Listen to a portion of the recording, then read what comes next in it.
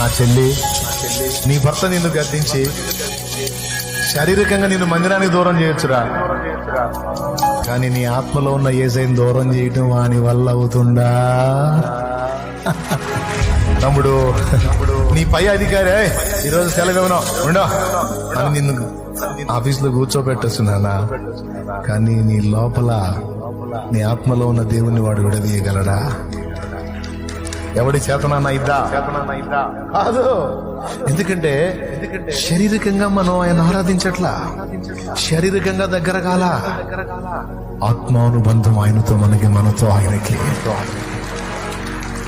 ఈ శరీరంతో అన్ని పనులు చేస్తా ఉంటాం గానీ ఆత్మ ఆయన్నే కోరుతా ఉంటది, ఆయన్నే కలుసుకుంటది, ఆయనతో మాట్లాడుతుంటది, ఆయన్నే పాడుతుంటది. మళ్ళీ మామూలుగా అన్ని పనులు చక్కబెట్టుకుంటా మామూలుగా అంటా ఉంటాం. ఇది మనకు బయట కనపడేదే నటన, శరీరంతో మనం చేసేదే నటన, ఆత్మలో ఉన్నదే ఒరిజినల్. మనకి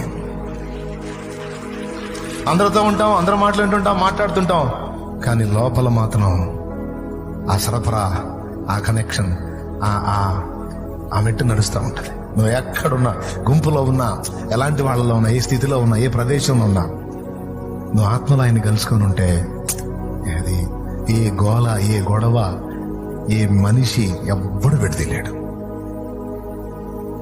శారీరకంగా కలుసుకుంటే నిన్ను కట్టడి చేసి ఆపేయచ్చు, కానీ ఆత్మలో కలుసుకుంటే మృత్యువులో కూడా దేవుడిని వదిలిపెట్టే అవసరం ఉండదు.